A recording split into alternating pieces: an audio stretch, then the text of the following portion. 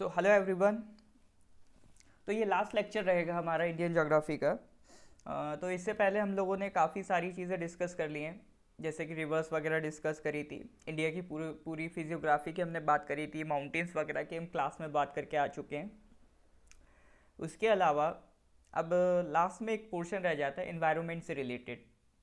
Not so much important, इससे अगर सवाल आते भी हैं तो जो भी आपके करंट अफेयर्स के क्वेश्चन होंगे उसी से रिलेटेड आपको इसमें सवाल मिलेंगे, या फिर national park, wild life sanctuary, इस तरह का जो स्टैटिक पोर्शन है, कुछ इंपॉर्टेंट कॉन्फ्रेंसेस होती रहती हैं, उससे आपको सवाल देखते हुए आपको इससे मिल जाएंगे। जैसे इस बार भी क्लाइमेट से रिलेटेड, इन्वायरमेंट क्लाइमेट से रिलेटेड एक क्वेश्चन आया था कि इन्वायरमेंट क्लाइमेट चेंज इंडेक्स, इसमें इंडिया की रैंकिंग कितनी है। ठीक है। तो इसी तरह के करंट अफेयर से रिलेटेड ही सवाल आपको ज़्यादा मिलेंगे, या फिर अगर भूले भटके से मिला तो national park, wild life sanctuaries, important projects environment से रिलेटेड या इंपॉर्टेंट कॉन्फ्रेंसेस, इस तरह के सवाल देखने को मिल सकते हैं। तो उन सब के लिए इसमें भी हम थोड़ा सा बात करेंगे नेशनल पार्क वगैरह की। बाकी उसके लिए हम अलग से क्लास में प्रॉपर डिस्कशन करेंगे, और ज़्यादातर नेशनल पार्क्स हम क्लास में ही याद करेंगे। बायोस्फीयर रिजर्व्स इंपॉर्टेंट है, वो सारी चीज़ें हम क्लास में ही बात करेंगे।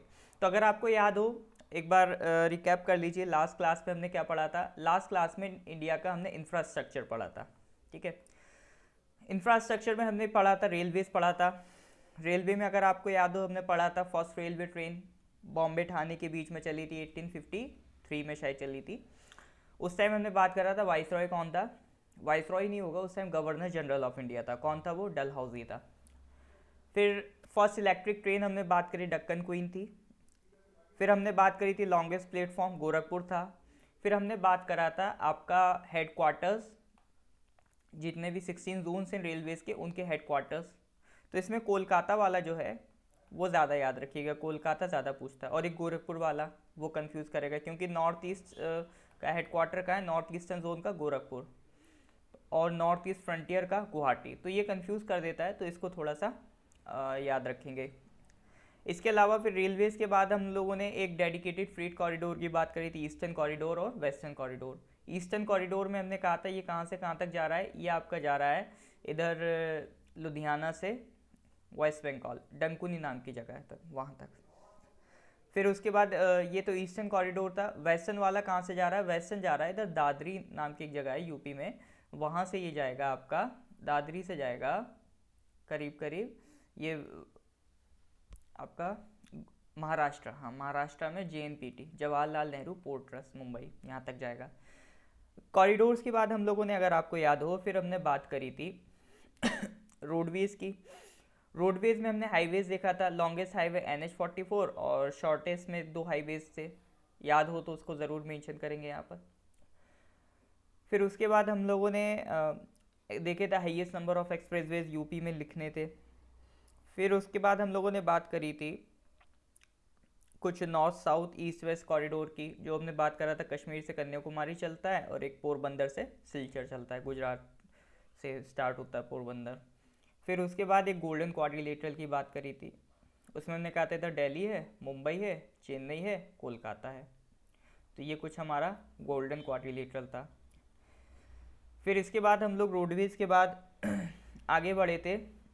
एयरवेज़ में हमने बात कर ली थी कि एयरपोर्ट अथॉरिटी ऑफ इंडिया बनती है 1995 में। कुछ इंटरनेशनल एयरपोर्ट्स के नाम याद कर लिए थे, गुवाहाटी वाले का नाम ज़रूर याद रखेंगे। ये एयरपोर्ट्स की बात करी थी। उसके बाद हम लोगों ने वाटरवेज की बात करी थी, नेशनल और इंटरनेशनल। नेशनल में हमने कहा था 111 वाटरवेज सेंक्शन हो चुके हैं, बट हमारे काम के कितने, वही नेशनल वाटरवे 1 2 6। उसमें भी मैंने आपसे कहा था ये फर्स्ट वाला ज़रूर याद रखना है। ये किस रिवर पे बना है? गंगा रिवर पे, इलाहाबाद टू हल्दिया। 6 वाला भी थोड़ा इंपॉर्टेंट है, बराक नदी पे बना है, और सेकंड वाला ब्रह्मपुत्रा पे। तो ये तीन थोड़ा सा देख लेंगे, बाकी आप छोड़ भी सकते हैं, इतना कोई इशू नहीं है। फिर इसके बाद हमने बात करी थी इंटरनेशनल में वाटरवेज में क्या ही बात करेंगे, हमने बात करी थी, किसकी बात करी थी? फिर हमने बात करी थी आपका पोर्ट्स की। ईस्ट साइड में हमारे पोर्ट्स हैं, वेस्ट साइड में पोर्ट्स हैं। तो ईस्ट साइड में हमने कुछ पोर्ट्स देखे थे। ठीक है।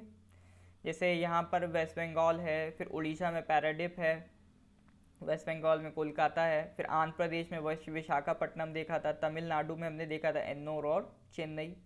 फिर केरला आ जाइए, कोचिन देखा था, फिर उसके बाद ऊपर कौन सा है आपका, केरला के ऊपर, केरला के ऊपर आपको मिलेगा कर्नाटका, ठीक है। कर्नाटका में हमने बात करी थी मैंगलोर, न्यू मैंगलोर नाम के जो एक पोर्ट है। फिर उसके बाद गोवा मिलेगा, गोवा में मर्मुगांव, हमने कहा था मर्मुगांव गोवा एक सा लग रहा है। गोवा के ऊपर हमने बात करी थी महाराष्ट्र की, महाराष्ट्र में कौन है, एक तो मुंबई है और एक जवाहरलाल नेहरू पोर्ट ट्रस्ट, ये नया बना है, ठीक है।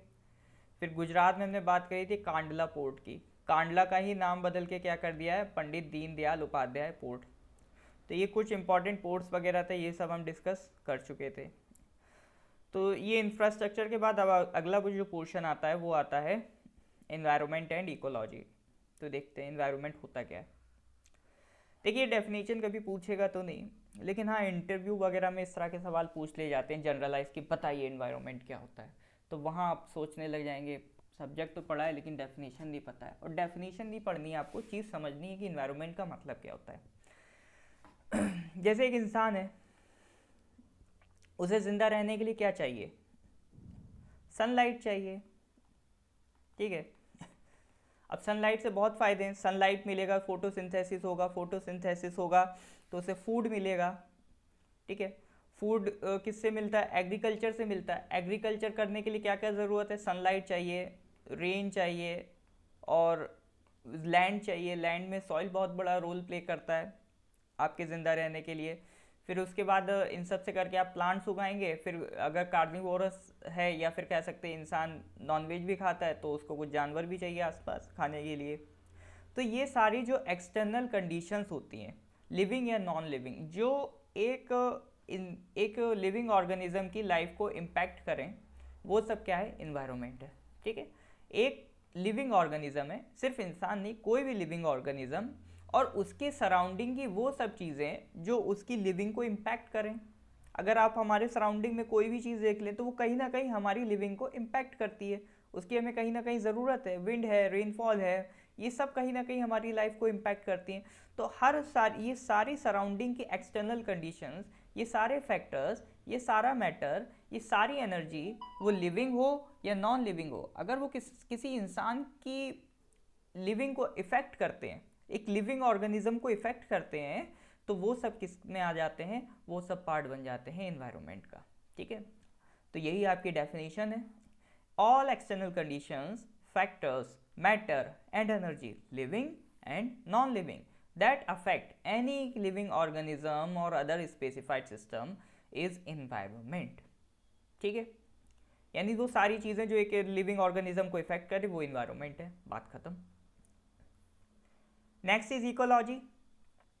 इकोलॉजी का मतलब क्या है, इकोलॉजी का मतलब है साइंस, ठीक है। इकोलॉजी क्या है, सबसे पहले तो इकोलॉजी याद कर लीजिए, इकोलॉजी है एक सब्जेक्ट, एक स्टडी, ठीक है, स्टडी ऑफ साइंस। कौन सी साइंस, एक स्टडी ऑफ साइंस कहलाती है इकोलॉजी। इकोलॉजी एक सब्जेक्ट होता है, इन्वायरमेंट सब्जेक्ट नहीं होता है। सब्जेक्ट का नाम क्या होता है, इकोलॉजी। तो इकोलॉजी क्या है, एक साइंस है that studies the relationships between living organisms and their environment, study of the structure and functions of the nature. अब जैसे हमने कह तो दिया कि ये जितनी भी सराउंडिंग की चीज़ें हैं वो एक लिविंग ऑर्गेनिज्म को जो इफ़ेक्ट करती हैं, यानी एक लिविंग ऑर्गेनिज्म मान लीजिए इंसान है, उसके सराउंडिंग में जितनी भी चीज़ें वो उसे इम्पैक्ट करती हैं, और जो चीज़ें इम्पैक्ट करती हैं ये सारी चीज़ें किस में आ गई, इन्वायरमेंट में आ गई। बट हमें अगर पता करना है कि कौन सी चीज़ कैसे इम्पैक्ट कर रही है, सॉइल कैसे इम्पैक्ट कर रही है इंसान को, रेनफॉल कैसे इम्पैक्ट कर रही है, सन कैसे इम्पैक्ट कर रहा है, तो ये सारी जो स्टडी है ये कहलाती है आपकी इकोलॉजी। यानी स्टडी ऑफ साइंस या ये biological science that studies a relationship between living organism and their environment, ये क्या कहलाती है, इकोलॉजी। बात खत्म, सिंपल सी चीज़ है। एनवायरनमेंट, जो भी एक्सटर्नल चीज़ें जो हमें इम्पैक्ट करती हैं वो एनवायरनमेंट, और उसकी स्टडी इकोलॉजी। तो एनवायरनमेंट इकोलॉजी समझ में आ गया होगा।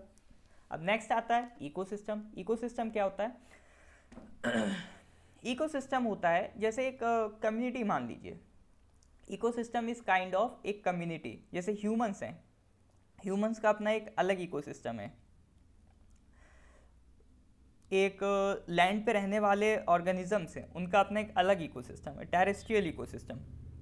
पानी में रहने वाले जो फिशेस वगैरह, उनका अपना अलग इकोसिस्टम है, मरीन इकोसिस्टम। ठीक है, तो इकोसिस्टम क्या है? एक पूरा ग्रुप होता है, एक पूरी यूनिट होती है जिसमें एक तरह के ऑर्गेनिजम्स, एक गिवन एरिया के ऑर्गेनिजम्स इन्वॉल्व होते हैं। जैसे अगर लैंड की बात करेंगे तो उसमें लैंड वाले आ गए, वाटर की बात करेंगे तो उसमें वाटर वाले आ गए।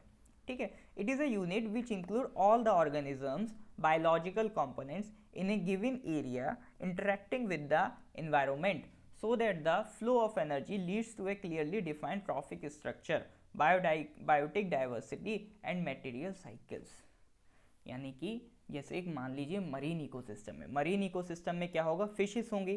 तो ये फिशेस आपका जो इनके सराउंडिंग एनवायरनमेंट से जो इंटरेक्शन करेंगी, ठीक है, एक मिनट, तो ये जो फिशेस हैं ये आपका सराउंडिंग एनवायरनमेंट से जो इंटरेक्शन करेंगी, तो इसका जो पूरा एक सिस्टम बनेगा, ठीक है, ये पूरा सिस्टम बनेगा। क्योंकि इस फिश के लिए सराउंडिंग एनवायरनमेंट क्या है? वाटर है, ऊपर से आने वाली सनलाइट है। तो ये सब मिला के पूरा एक यूनिट बना देंगे, पूरा एक सिस्टम बना देंगे, और इसी को कहेंगे एक इकोसिस्टम। और ये वाटर में है तो इसका हम नाम दे देते हैं मरीन इकोसिस्टम। ठीक है, ये हो गया मरीन इकोसिस्टम। यानी एक यूनिट, एक फिश है, उसके सराउंडिंग जो भी चीज़ें हैं उन सबको काउंट करके एक इतनी यूनिट बना दी, यूनिट ऑफ एक सिस्टम बना दिया, उसी सिस्टम को कहते हैं हम इकोसिस्टम। और पानी है तो मरीन, ज़मीन है तो टेरेस्ट्रियल। इसी तरह से एक बायोस्फीयर बनता है।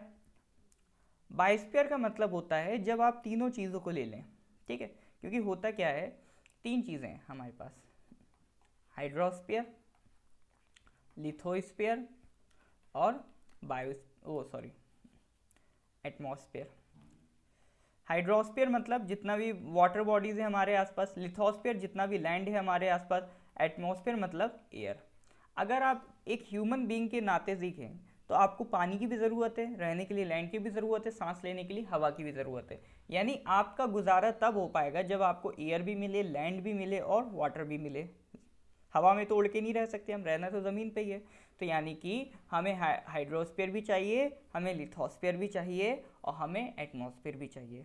ठीक है, तो आपने एक डायग्राम बहुत कॉमन है, कई बार देखा होगा, ये हाइड्रोस्फीयर, ये लिथोस्फीयर, ये एटमॉस्फेयर। ठीक है, इन तीनों का जो कॉमन पोर्शन है ये ज़रूरी होता है हमारे सर्वाइवल के लिए या ऑर्गेनिजम्स के सर्वाइवल के लिए, और इसी को हम कहते हैं बायोस्फीयर। ठीक है, biosphere is nothing, it is a common interaction of hydrosphere, lithosphere and atmosphere। ठीक है, तो यहाँ से आप डेफिनेशन देख सकते हैं, zone of the earth where life is found, जहाँ पे लाइफ आपको मिल रही है। इसमें क्या क्या आ गया? ट्रोपोस्फियर आ गया, एटमॉस्फेयर आ गया, एटमॉस्फेयर का कौन सा पोर्शन आ गया? ट्रोपोस्फियर आ गया। हाइड्रोस्फीयर का क्या आ गया? सरफेस वाटर और ग्राउंड वाटर आ गया। लिथोस्फीयर, लिथोस्फीयर में क्या आ गया? सॉइल आ गई, सरफेस रॉक आ गई, और बॉटम्स ऑफ ओशन पे सेडिमेंट्स आ गए, और जो अदर बॉडीज ऑफ वाटर हैं जहाँ पे लाइफ मिल सके, ये सारी चीज़ें किस में आ गई? बायोस्फीयर में आ गई। अब इसके बाद हमारे इन्वायरमेंट को प्रोटेक्ट करने के लिए गवर्नमेंट ने कुछ एरियाज डिस्क्राइब कर रखे हैं, जिनको हम नेशनल पार्क्स भी कहते हैं, कुछ को वाइल्ड लाइफ सेंचुरी भी कहते हैं, और कुछ को हम बायोस्फीयर रिजर्व भी कहते हैं। तो हमारे मतलब क्या क्या है? हमारे मतलब का है कि हम ये याद करें कि कौन सा बायोस्फीयर रिजर्व कहाँ है, कौन सा नेशनल पार्क कहाँ है, कौन सी वाइल्ड लाइफ सेंचुरी कहाँ है। ठीक है, बट थोड़ा सा बेसिक आइडिया होना चाहिए कि नेशनल पार्क कहते किसे हैं, वाइल्ड लाइफ सेंचुरी किसे कहते हैं, बायोस्फीयर रिजर्व किसे कहते हैं। तो पहले तो ये समझ लीजिए, जब गवर्नमेंट ज़्यादा स्ट्रिक्ट होती है तब वो नेशनल पार्क बनाती है। वाइल्ड लाइफ सेंचुरी के केस में स्ट्रिक्टनेस कम होती है, और बायोस्फीयर रिजर्व में ना कम होती है ना ज़्यादा होती है, मॉडरेट स्ट्रिक्टनेस होती है। नेशनल पार्क को प्रोटेक्ट किया जाता है अंडर कैटेगरी 2, यानी IUCN जो है एक बॉडी है जो स्पीसीज़ के प्रोटेक्शन पे काम करती है, इसकी भी हम अभी आगे बात करेंगे। तो ये IUCN की कैटेगरी 2 है। कैटेगरी 2 ज़्यादा स्ट्रिक्ट कैटेगरी है, ये भी इसे अपनी कैटेगरी 2 में रखता है नेशनल पार्क को, यानी कि IUCN भी मानता है कि नेशनल पार्क में ज़्यादा स्ट्रिक्टनेस होनी चाहिए। और वाइल्ड लाइफ सेंचुरी को कैटेगरी 4 में रखता है, यानी जो ज़्यादा ऐसे स्पीसीज़ होंगे जो बहुत ज़्यादा खतरे में होंगे उन्हें हम नेशनल पार्क में डाल देंगे। नेशनल पार्क में आप कुछ भी डाल सकते हैं, फ्लोरा फौना लैंडस्केप, यानी कोई ज़मीन का पोर्शन, कोई प्लांट्स एनिमल्स, सबको, किसी को भी एक या एक से ज़्यादा टाइप ऑफ स्पीसीज़ को भी आप नेशनल पार्क में डाल सकते हैं उनकी प्रोटेक्शन के लिए। वाइल्ड लाइफ सेंचुरी में हम किन्हें प्रोटेक्ट करेंगे? या तो एनिमल्स होंगे, या इंसेक्ट्स होंगे, या बर्ड्स होंगे। ठीक है, वाइल्ड लाइफ सेंचुरी जनरली बनाई जाती है जब एक स्पेसिफिक टाइप ऑफ एनिमल या बर्ड को हमें प्रोटेक्ट करना हो, या तो सिर्फ एनिमल्स को प्रोटेक्ट करना हो या फिर बर्ड्स को प्रोटेक्ट करना हो, तो बर्ड सेंचुरी टाइप की चीज़ें भी बना दी जाती हैं। एक होता है बायोस्फीयर रिजर्व। बायोस्फीयर रिजर्व क्या होता है? एक कंप्लीट सेक्शन ऑफ एरिया को प्रोटेक्ट करता है। यानी ऐसा नहीं कि इस एरिया में मान लीजिए कुछ बर्ड्स भी हैं, एनिमल्स भी हैं, तो अगर सिर्फ बर्ड्स को प्रोटेक्ट करना होता तो वाइल्ड लाइफ सेंचुरी बना देते। ठीक है, बर्ड्स और एनिमल्स को ही प्रोटेक्ट करना होता तो नेशनल पार्क बना देते। लेकिन हमें यहाँ के बर्ड्स भी प्रोटेक्ट करने हैं, एनिमल्स भी प्रोटेक्ट करने हैं, यहाँ पे रहने वाली जो ट्राइब्स हैं उन्हें भी प्रोटेक्ट करना है, और यहाँ पे जो एटमॉस्फेयर है उसे भी प्रोटेक्ट करना है। तो यहाँ की एक एक सिंगल सिंगल चीज़ को अगर आप प्रोटेक्ट करना है, पूरी बायोडाइवर्सिटी को प्रोटेक्ट करना है, तो वो तब हम बना देंगे बायोस्फीयर रिजर्व। साइज में अगर हम बात करें तो सबसे छोटा साइज आपको जनरली देखने को मिलेगा वाइल्ड लाइफ सेंचुरी। बहुत बड़ा भी हो सकता है, बट जनरली आप देख सकते हैं 0.61 स्क्वायर किलोमीटर से इसकी शुरुआत हो जाती है। नेशनल पार्क थोड़े से बड़े होते हैं, 100 स्क्वायर किलोमीटर से 500 तक जाते हैं, और बायोस्फीयर रिजर्व सबसे बड़े होते हैं, देखते हैं 5000 स्क्वायर किलोमीटर से ऊपर। नेशनल पार्क की बाउंड्रीज बिल्कुल फिक्स होती हैं। इसमें एक आपका बाहर जोन होता है, एक बफर जोन होता है, कोर जोन होता है। बफर जोन, जैसे आप लोग कभी नेशनल पार्क घूमने जाएंगे तो आपको बफर जोन तक जाने की परमिशन होगी। ठीक है, कोर जोन में कोई नहीं एंटर कर सकता, तो इसलिए काफ़ी स्ट्रिक्टनेस होती है। वाइल्ड लाइफ सेंचुरी में बहुत ज़्यादा स्ट्रिक्टनेस नहीं है, तो बहुत ज़्यादा बाउंड्रीज़ का इतना कोई इशू नहीं है। बायोस्फीयर रिजर्व में भी बाउंड्रीज फिक्स होती हैं, और इसको यूनेस्को की तरफ से भी सपोर्ट मिलता है, इंटरनेशनल सपोर्ट भी मिल जाता है बायोस्फीयर रिजर्व में यूनेस्को की तरफ से। ठीक है, और national park wild life sanctuary को सपोर्ट मिलता है IUCN की तरफ से। तो ये बेसिक थोड़ा सा फंडा है कि नेशनल पार्क ज़्यादा स्ट्रिक्ट होते हैं compare to sanctuaries. Biosphere reserve की स्ट्रिक्टनेस मॉडरेट रहती है, साइज़ में सबसे बड़े बायोस्फीयर रिजर्व होते हैं, और सबसे छोटे जनरली वाइल्ड लाइफ सेंचुरी होते हैं। इनको याद नहीं करना, बस एक बेसिक आइडिया समझाना था, इसको आप भूल भी सकते हैं। ठीक है, क्योंकि ये सब कोई नहीं पूछने वाला। अब अभी हमने बात करी एक बॉडी की जिसे कहते हैं IUCN। ये IUCN क्या है? International union for conservation of nature. चलिए बात कर लेते हैं इसकी। देखिए, दुनिया में क्या था, कई ऐसी स्पीसीज थी जो बिल्कुल ख़त्म हो चुकी हैं, उन्हें हम कहते हैं एक्सटिंक्ट, और कुछ ऐसी हैं जो on the verge of extinct है, यानी जस्ट बिल्कुल थोड़ा अगर आपने उसे प्रोटेक्ट नहीं किया बिल्कुल वो ख़त्म है, तो उनको कहते हैं हम इंडेंजर्ड। और अगर बहुत ज़्यादा इंडेंजर्ड नहीं है बट फिर भी खतरा है उन्हें, तो उन्हें हम कह देंगे वल्नरेबल। तो कुछ कैटेगरीज होती हैं, और ये कैटेगरीज किसने बनाई है? इस IUCN ने ही बनाई है। ये IUCN क्या करता है, ये कैटेगराइज कर देता है कि हाँ भाई देखो, ये स्पीसीज बिल्कुल ख़त्म हो गई, ये ख़त्म होने वाली है, और ये वाली ऐसी है कि अगर तुमने थोड़ा भी अगर ढील डाली तो ये भी ख़त्म हो जाएगी। तो depending on the threat, endangered ज़्यादा थ्रेट में होते हैं, उससे थोड़ा कम थ्रेट में वल्नरेबल होते हैं, बट स्टिल होते हैं थ्रेट में। तो आपके एग्जाम के लिए सबसे इंपॉर्टेंट है IUCN की full form, international union for conservation of nature. और जब भी इंटरनेशनल बॉडी देखें, कोई भी इंटरनेशनल बॉडी देखें, तो 2 सवाल पूछें अपने आप से, क्या मुझे इसकी फुल फॉर्म पता है? हाँ जी सर पता है, international union for conservation of nature. क्या मुझे इसका हेडक्वार्टर पता है? हाँ जी वो भी पता है, कहाँ है? स्विट्ज़रलैंड। ठीक है, हेडक्वार्टर कहाँ है इसकी? स्विट्ज़रलैंड में। ठीक है, तो ये 2 चीज़ें आप हमेशा याद रखें, कोई भी इंटरनेशनल बॉडी पढ़ें। ठीक है, कोई भी इंटरनेशनल बॉडी पढ़ें तो अपने आप से 2 सवाल पूछ लें, फुल फॉर्म पूछ लें उसकी, और हेडक्वार्टर पूछ लें, और खुश हो जाएं। 2 ही चीज़ें ज़्यादा इंपॉर्टेंट हैं। तो IUCN ने क्या करा, एक रेड लिस्ट निकाली स्पीसीज़ को प्रोटेक्ट करने के लिए, थ्रेटेंड स्पीसीज़ की, और इनको कैटेगराइज कर दिया एक्सटिंक्ट, इंडेंजर्ड एंड वल्नरेबल। तो ये इंडेंजर्ड और वल्नरेबल के लिए काम करते हैं। अब एक्सटिंक्ट तो ख़त्म ही हो गई, तो अब कहाँ से नई तो नहीं बना देंगे ना, तो इसलिए ये काम करते हैं। अब ये बचा क्यों रहे स्पीसीज़ को, छोटी छोटी स्पीसीज़, इनको बचाने का फ़ायदा क्या होगा? तो एक्चुअली दुनिया में हर एक स्पीसी किसी ना किसी से कनेक्ट होती है, तो अगर एक स्पीसी की भी लाइफ खतरे में है तो पूरा इन्वायरमेंट खतरे में है। इन्वायरमेंट के केस में आप हमेशा याद रखिएगा, इंसान की एग्जिस्टेंस तभी सिक्योर रहेगी जब उसे डाइवर्सिटी मिलेगी। ठीक है, diversity is the secret of human existence. जितना वो डाइवर्सिफाइड रहेगा उतनी उसकी एग्जिस्टेंस सिक्योर रहेगी। ठीक है, ये हमेशा याद रखिएगा। डाइवर्सिफाई से मतलब है जितनी उसके पास आसपास बायोलॉजिकल डाइवर्सिटी रहेगी, जितनी वैरायटी ऑफ स्पीसीज उसके पास रहेंगी, उतना ही ज़्यादा वो एग्जिस्ट करने के चांसेस हैं। क्योंकि अगर इंसान के आसपास की जैसे जैसे स्पीसीज ख़त्म होती चली जाएंगी, इंसान भी ख़त्म होते चले जाएंगे। ठीक है, तो इंसानों की जीने के लिए सबसे ज़्यादा ज़रूरी है कि जो भी स्पीसीज़ हैं उसकी डाइवर्सिटी मेंटेन रहे। बट हम क्या कर रहे हैं, हम अपनी ऐसी पॉलिसीज़ बना रहे हैं, हम जंगल काट रहे हैं, हम ओशियन में भी माइनिंग करते रहते हैं। तो उससे हम कर क्या रहे हैं, हम एक एक पूरी पूरी स्पीसी को ही ख़त्म करे दे रहे हैं। और जितनी स्पीसीज़ हम ख़त्म करते रह जाएंगे तो उतना ही हम अपनी एग्जिस्टेंस को नुकसान पहुंचाते जाएंगे। इसीलिए ये बॉडीज़ हैं IUCN टाइप की, ये किस पे काम कर रही हैं, ये काम कर रही हैं इन स्पीसीज़ को प्रोटेक्ट करने के लिए। ये सोचने में तो ऐसा लगता है कि हम ऐसा क्यों करेंगे, लेकिन यही फैक्ट है कि हम अपने पैर पे खुद ही कुल्हाड़ी मारते जा रहे हैं। चलिए आगे बढ़ते हैं। अब देखिए, ये मिल गए आपको नेशनल पार्क्स। कैसे याद करेंगे, सिंपल है। इसमें आपको सेंचुरीज़ भी मिल जाएंगी, नेशनल पार्क्स भी मिल जाएंगे। कई सेंचुरी ऐसी हैं जो नेशनल पार्क भी हैं। तो मेन चीज़ आप नाम याद रखिए कि काजीरंगा कहाँ है, आसाम में। सोनाई रुपई कहाँ है, आसाम में है। और इसके लिए आपको करना क्या है, आपको करना है एक लिस्ट बनानी है। पहले तो लिख लेना आसाम। ठीक है, आसाम में कौन कौन से पार्क्स या सेंचुरी हैं, काजीरंगा, सोनाई रुपई। अरुणाचल में नामदफा, बिहार में गौतम बुद्ध, छत्तीसगढ़ में अचनकमार, गुजरात में वेल्वाडोर, वाइल्डस और गिर फॉरेस्ट, जम्मू कश्मीर में डचीगम, कर्नाटका में बनेरघट्टा भद्रा। एक कर्नाटका तमिलनाडु दोनों में पड़ती है, बांदीपुर और दंदेली। और कर्नाटका में एक और मिल जाएगी, तुंगा भद्रा। ये भले ही आप थोड़ा सा भूल सकते हैं, ये चीज़ इसके लिए याद रखेंगे। आसाम और अरुणाचल के लिए याद रख लेंगे कि कौन कौन से आपको इसमें स्पीसीज या जानवर आपको देखने को मिलेंगे। जैसे वन हॉर्न राइनोसोरस, ये फेमस है। वन हॉर्न राइनोसोरस कहाँ मिल रहा है आपको, ये मिल रहा है काजीरंगा नेशनल पार्क में, ये इंपॉर्टेंट है। ठीक है, तो आसाम और अरुणाचल के जानवर याद रखेंगे, बाकी में सिर्फ लोकेशन याद रखिए और कौन सा नेशनल पार्क या सेंचुरी है वो याद रखिए।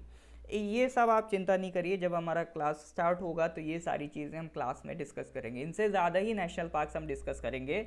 बट मैं चाहता हूँ जब क्लास स्टार्ट हो उससे पहले आपके दिमाग में एटलीस्ट ये सब तो बैठ जाएँ, ताकि जब हम क्लास में पढ़ें तो ऐसा ना लगे कि बिल्कुल ये क्या ही पढ़ लें, बिल्कुल नया टॉपिक हो गया, तो वो ना लगे। तो इसके लिए अभी आप थोड़ा सा इसको पढ़ लीजिए। बाकी जब हमारा क्लास स्टार्ट होगा हम इसको GK वाले पोर्शन में प्रॉपर अलग से डिस्कस करेंगे। जैसे हम माउंटेन पासिस डिस्कस करते हैं, ठीक है, वो ज्योग्राफी का टॉपिक है, बट फिर भी हम उसे ज्योग्राफी में डिस्कस नहीं करते हैं, अलग से GK में डिस्कस करते हैं। ठीक है, ताकि आप अगर सब्जेक्ट आपका फ्लो में जा रहा हो तो पासिस फ्लो में ना निकल जाए। ठीक है, ये इंपॉर्टेंट टॉपिक्स हम अलग से कर लेते हैं ताकि आपको ये ज़्यादा अच्छे से दिमाग में बैठे। और ये सब पूछता रहता है, और जनरली लोगों को यही लगता है कि ये जब भी सोचेंगे कि GK में मुझे नहीं आता है तो सबसे पहले यही सोचने लगते हैं मुझे नेशनल पार्क नहीं आते तो इसका मतलब मुझे GK नहीं आती है। ठीक है, तो ये सारी चीज़ें आपका कॉन्फिडेंस भी बढ़ाएंगी और एग्ज़ाम में भी पूछता रहता है, तो ये सब चीज़ें आप कर लेंगे तो काफ़ी एग्ज़ाम्स में आपको हेल्प मिलेगा। बाकी इन्वायरमेंट से रिलेटेड करंट अफेयर्स में जो भी पोर्शन आता रहे पढ़ते रहिए। करंट अफेयर से ही पूछता है जनरली। इस बार भी अभी एक रिसेंट एग्ज़ाम हुआ था ऑडिटर का, करंट अफेयर्स का ही सवाल था वो, इंडियन क्लाइमेट चेंज इंडेक्स, इसमें इंडिया की रैंक कितनी है, तो बता दूँ 10th रैंक है। ठीक है, तो ये सारी चीज़ें थोड़ा सा ध्यान रखेंगे। करंट अफेयर्स अच्छे से करेंगे, करंट अफेयर्स से सवाल खूब बन रहे हैं। तो इतनी नहीं थी, कुछ ये भी हैं। कर्नाटका में एक और है नागरहोल नेशनल पार्क, MP में पंचमढ़ी, गांधी सागर, बंधवगढ़। और सबसे ज़्यादा इंपॉर्टेंट कौन से होंगे, जो भी आपके नॉर्थ ईस्ट वाले होंगे। जैसे सिक्किम में कंचनजंगा नेशनल पार्क, अब ये बायोस्फीयर रिजर्व भी बन गया है। राजस्थान में घाना बर्ड सेंचुरी, उड़ीसा में सिंपलीपाल, उत्तराखंड में कॉर्बेट, UP में दुधवा चंद्रप्रभा, और वेस्ट बंगाल में जल्दापरा वॉइस, और सुंदरबन टाइगर रिजर्व। कुछ तो आपको नाम से समझ में आ जाएंगे, जैसे सुंदरबन डेल्टा है तो उससे रिलेट कर लेंगे। सुंदरबन टाइगर रिजर्व ये कहाँ पर मिलेगा, वेस्ट बंगाल में। कॉर्बेट नेशनल पार्क, ये जिम कॉर्बेट नेशनल पार्क की बात कर रहा है, ये भी इंपॉर्टेंट है। ठीक है, सेंट्रल लेवल के एग्जाम्स में दुधवा नेशनल पार्क भी पूछता रहता है। उसके अलावा आपके नामदफा वगैरह जो इधर नॉर्थ ईस्ट के, वो भी इंपॉर्टेंट है। सिक्किम का कंचनजंगा, वेरी इंपॉर्टेंट। तो इंपॉर्टेंट वाले तो होने ही चाहिए, इनके वो भी याद कर लेंगे species, snow leopard, musk, deer और हिमालयन बोर। ठीक है, अब ये बायोस्फीयर रिजर्व्स की बात कर लेते हैं। इंडिया में कहाँ कहाँ पर बायोस्फीयर रिजर्व्स हैं, तो इसमें तो मैं सजेस्ट करूँगा आसाम का ये मानस कर लीजिए। आसाम और अरुणाचल के तो जो भी नॉर्थ ईस्ट के दिखे वो तो सारे करने हैं, ठीक है, नॉर्थ ईस्ट के सारे करने हैं, तो ये दो कर लीजिए। इसके अलावा जो भी आपका यूनेस्को में आते हैं, ठीक है, यूनेस्को से रिकॉग्नाइज है, जैसे ग्रेट निकोबार। अब ये तो साथ दिख रहा है, ग्रेट निकोबार कहाँ पर होगा, अंडमान एंड निकोबार में होगा, ठीक है। तो ये क्या है, अगस्त्य मलाई। अगस्त्य मलाई आपको मलाई वर्ड अन्ना मलाई से रिलेट कर लेंगे, अन्ना मलाई, अगस्त्य मलाई, ये सब आपको वही केरला तमिलनाडु वाले इलाके में मिलेगा, ये वेस्टर्न घाट्स वाले में मिल रहा है, ठीक है। एक पंचमढ़ी एमपी में, ठीक है, पंचमढ़ी पहले भी पढ़ चुके हैं। अचनकमार अगर याद होगा छत्तीसगढ़ में पहले पढ़ा था। अमरकंटक, अमरकंटक से एक नदी निकल, दो नदियाँ निकलती हैं, एक सोन नदी निकलती है, एक नर्मदा निकलती है। नौक्रेक मेघालय, सिमलीपाल ये भी देखा था उड़ीसा में। कंचनजंगा सिक्किम में भी बात करी थी। नीलगिरी ये माउंटेन्स है वही तमिलनाडु केरला वाले इलाके में, ठीक है। Gulf of Mannar Tamil Nadu. नंदा देवी, नंदा देवी हम कई बार बात कर चुके हैं, ये उत्तराखंड में। सुंदरबंस वेस्ट बंगाल में। तो कौन कौन से बायोस्फीयर रिजर्व याद करने जो यूनेस्को वाले हैं वो तो ज़रूर याद कर लेना है, ठीक है। तो एटलीस्ट क्लास आने से पहले जो यूनेस्को वाले बायोस्फीयर रिजर्व्स हैं ये आपको याद हो जाने चाहिए, ठीक है। तो हमारा काम और आसान हो जाएगा, बाकी हम सब याद कर लेंगे। बाकी जो यूनेस्को वाले बायोस्फीयर रिजर्व्स हैं वो ज़रूर याद कर लें, ठीक है। उसके अलावा नॉर्थ ईस्ट वाले बायोस्फीयर रिजर्व्स भी आपको याद कर लें। कई तो आप देख रहे होंगे, जैसे ये कौन सा था, कंचनजंगा है, सिमलीपाल है, पंचमढ़ी है, अशनकमार है, ये हम उसमें भी अभी आप पीछे पढ़ेंगे जब नेशनल पार्क्स वगैरह, उसमें भी हम पढ़ के आ चुके हैं, ठीक है। तो ये फिर से कई बार रिपीट होंगे। रन ऑफ कच्छ हम कई बार बात कर चुके हैं, रन ऑफ कच्छ कहाँ मिलेगा, गुजरात में। तो रन ऑफ कच्छ से रिलेटेड कोई चीज़ दिखे तो वो कहाँ होगी, गुजरात में होगी। कई बार आपको नाम से ही आइडिया लग जाएगा ये चीज़ है कहाँ, दिहांग दिवांग नाम से समझ जाएंगे अरुणाचल में, ठीक है। तो कुछ कुछ आपको नाम से भी पता चल जाएगा, और बाकी अगर एक बार पढ़ लेंगे उसको तो और आपका वो पोर्शन पक्का हो जाएगा। तो ये बहुत आसान पोर्शन है, लगने में टफ लगता है, लेकिन एक बार आप इसे सिस्टमैटिकली करेंगे कोई दिक्कत नहीं आएगी। तो सबसे पहले ये नहीं सारे रटने बैठ जाएं, पहले जो नेशनल पार्क्स थे जितने भी अभी पीडीएफ में उनको कर लेंगे, और यूनेस्को के बायोस्फीयर रिजर्व्स कर लेंगे। यूनेस्को के रिकॉग्नाइज बायोस्फीयर रिजर्व्स प्लस जो भी नॉर्थ ईस्ट के जितने भी बायोस्फीयर रिजर्व्स इसमें लिखे हैं वो हम कर लेंगे। इसके अलावा अलग से भी हम इसको प्रॉपर डिस्कस करेंगे, वहाँ पर हम क्लास में याद कर लेंगे नेशनल पार्क्स और बायोस्फीयर रिजर्व्स, ठीक है। लेकिन अब ये सुन लिया क्लास में याद कर लेंगे, तो ऐसा नहीं कि आज जाके सो जाएं, इसमें आपको एफर्ट देना है, क्योंकि जितना आप यहाँ पर एफर्ट दे देंगे, खुद से एफर्ट दे देंगे, इतना ही आपको एग्जाम वो क्लास में आपको मज़ा आएगा, और उतना ही आपको चीज़ें पक्की होती चली जाएंगी, ठीक है। अब ये कुछ इन्वायरमेंट से रिलेटेड कॉन्फ्रेंसेस हुई, क्योंकि अब दुनिया डूब रही है, तो दुनिया डूबने से बचाने के लिए हमने सोचा कि चलो भाई मिल के कुछ नतीजे पे आते हैं। लेकिन बहुत ज़्यादा फ़ायदा हुआ नहीं, क्योंकि सारी कंट्रीज़ तो नहीं मानती। जैसे अभी अमेरिका के ट्रम्प साहब, वो तो मानते ही नहीं थे क्लाइमेट चेंज जैसी कोई चीज़ है। चाइना बोलता है कि हाँ हम ठीक है काम करेंगे, बट स्टिल चाइना भी अपने हिसाब से काम करता है। इन इंडिया हम भी इंटरनेशनल लेवल पे बहुत ज़्यादा एक्टिव रहते हैं, बहुत ज़्यादा दिखाते हैं कि हाँ हम काम कर रहे हैं, करते भी हैं, बट कहीं ना कहीं हम भी लैग कर जाते हैं, हम भी अपनी पॉलिसीज़ में फंस के रह जाते हैं, और बहुत से ऐसे काम करते हैं जो क्लाइमेट चेंज के अगेंस्ट हैं। तो कुल मिला के कई सारी कॉन्फ्रेंसेस हुई, तो इनका असर क्या रहा वो हमारे लिए इम्पोर्टेंट नहीं है। हमारे लिए इम्पोर्टेंट है कॉन्फ्रेंसेस के नाम और ये कहाँ पर होती हैं, ठीक है। तो ये जैसे UN conference on the human environment, इनको भी हम क्लास में डिस्कस करेंगे जब पूरा आपका ये नेशनल पार्क वाला पोर्शन है। बट अभी आप इनके कुछ इस स्पेशल नाम में बोल रहा हूँ होमवर्क में, वो याद कर लेंगे। जैसे एक आपका होगा क्योटो प्रोटोकॉल, दिख रहा है,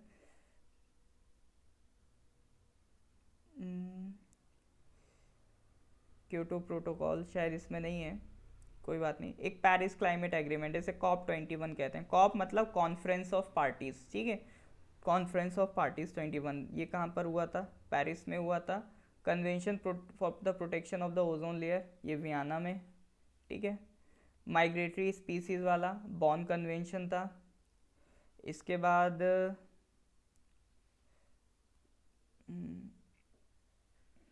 इतना, हाँ आप कर लीजिए। ये जो मैंने ये 1 2 3 ये 3 अच्छे से याद कर लीजिए, बाकी सारे हम क्लास में देख लेंगे, ठीक है। ये 3 कर लीजिए, बाकी हम क्लास में देख लेंगे। क्योंकि इनको थोड़ा सा अगर हम समझ लेंगे कि कहना क्या चाहते थे तो उसमें हमें हेल्प मिलेगी। तो ये सब क्लास में ही मैं सब याद करा दूंगा, वहाँ याद कराना आपके लिए ज़्यादा बेनिफिशियल होगा। और अगर इन केस अगर लॉकडाउन ज़्यादा ही एक्सटेंड हो जाता है तो इसका हम ऑनलाइन लेक्चर भी आपको बना के दे देंगे, ठीक है। इस तरह से पढ़ाएंगे कि आपको याद करा रहे हैं, तो इसका ऑनलाइन लेक्चर भी बना के दे देंगे अगर लॉकडाउन ज़्यादा एक्सटेंड होता है, वरना फिर हम इसे क्लास में ही डिस्कस करेंगे इन जीके वाला पोर्शन। ओके, तो नेक्स्ट आता है इंपॉर्टेंट प्रोजेक्ट्स। प्रोजेक्ट्स में देखिए टाइगर बहुत पूछता है, ये टाइगर वाला प्रोजेक्ट 1973 में ये बहुत पूछता है। एक ऑलिव रिडली टर्टल्स, ये न्यूज़ में बहुत रहता है इसलिए 1975 ऑलिव रिडली टर्टल्स याद कर लीजिए। तो एक एलिफेंट का इशू बहुत ज़्यादा हो रहा है इसमें इंडिया में, तो वो कौन सा प्रोजेक्ट है, प्रोजेक्ट एलिफेंट 1992। बाकी के चांसेस बहुत कम है, तो ये 3 अच्छे से कर लेंगे, project tiger, project olive ridley turtles और प्रोजेक्ट एलिफेंट। नेक्स्ट आ जाइए सेंसस। सेंसस क्या है? सेंसस देखिए इंडिया में हर 10 साल पे होता है, ठीक है। इंडिया में सेंसस आपको हर 10 साल पे देखने को मिलेगा। तो लास्ट सेंसस हमारा हुआ था 2011 में, और इसके बाद अगला सेंसस होना था 2021 में, but due to the pandemic इसको हमने सस्पेंड कर दिया और आगे पहुंचा दिया। मे बी ये 2022 या 2023 में होगा, ठीक है। तो 2011 में हमारा लास्ट सेंसस हुआ था, उससे हमें काफ़ी कुछ देखने को मिला, ठीक है। तो पॉपुलेशन ट्रेंड की अगर हम बात करें तो 1921 तक हमारी पॉपुलेशन ऑलमोस्ट कांस्टेंट रही, 21 से 51 ग्रोथ होती रही, और 51 से 81 पॉपुलेशन एक्सप्लोजन होता है। ये पॉपुलेशन एक्सप्लोजन ये शायद हम ग्रीन रेवोल्यूशन में बात कर चुके हैं, क्योंकि हमने बात करा था 1947 में हमें आज़ादी मिल गई, और इस आज़ादी का हमने फ़ायदा उठाया। हमने क्या करा, अपनी हेल्थ सर्विसेज अच्छी कर ली। हेल्थ सर्विसेज अच्छी कर ली तो जो लोगों की पहले डेथ बहुत ज़्यादा हो रही थी तो वो डेथ होना कम हो गई, तो डेथ रेट हमने गिरा दिया। लेकिन अवेयरनेस हम उतना नहीं फैला पाए, एजुकेशन हम उतना नहीं फैला पाए, तो लोगों का जो बर्थ रेट था वो तो अभी भी बढ़ रहा था, ठीक है। यानी लोगों की बर्थ रेट ज़्यादा थी, डेथ रेट कम थी, यानी लोग पैदा ज़्यादा हो रहे हैं, मर कम रहे हैं। तो उससे क्या होगा, ऑब्वियसली बात है पॉपुलेशन एक्सप्लोड करेगी, और हमारी पॉपुलेशन इसी पीरियड में एक्सप्लोड करती है, और इसी का वन ऑफ द रीज़न था कि हमें ग्रीन रेवोल्यूशन जैसे स्टेप्स उठाने पड़े। फिर 1981 से 2001 तक आते आते अब जाके हमारा जो ग्रोथ रेट है वो घटना शुरू हुआ था। तो पॉपुलेशन की बात करें तो no doubt UP is on the top, 19 crore के करीब आबादी निकली थी। अभी भी हम बोलते हैं कि 20 करोड़ की आबादी यूपी की बोलते हैं। फिर सेकंड टॉप पे महाराष्ट्र, फिर Bihar, waste Bengal, Andhra Pradesh. Most populated state India का यूपी है, और लीस्ट पॉपुलेटेड कौन सी जगह है, लक्षद्वीप, ठीक है। लक्षद्वीप क्या है, Lakshadweep is a UT, union territory है, ठीक है। और अगर स्टेट की बात करेगा तो लीस्ट पॉपुलेटेड स्टेट कौन सा है, सिक्किम। अगर सबको मिला के लीस्ट पॉपुलेटेड बोले तो लक्षद्वीप, और least populated union territory Lakshadweep, और least populated state according to the census 2011 that is Sikkim. फिर इसके बाद लिटरेसी की बात करें, लिटरेसी में पर्सनस की बात करेंगे तो 2001 में 64% थी, और 2011 में 10 साल में टोटल लिटरेसी इंडिया की कितनी बढ़ गई, करीब करीब आप देख सकते हैं 10% बढ़ गई, 74% हो गई। मेल्स की हो गई 82, फीमेल्स की होगी 65, बड़ी दोनों की है, ठीक है। बट स्टिल अभी भी एक डिफरेंस है, और काफ़ी छोटा मोटा डिफरेंस नहीं है, काफ़ी ह्यूज डिफरेंस था। बट डेफिनेटली जब नेक्स्ट सेंसस आएगा तो ये डिफरेंस हमें और कम होता दिखेगा, और ओवरऑल लिटरेसी दोनों की, मेल्स हो या फीमेल्स, हमें बढ़ती हुई दिखेगी।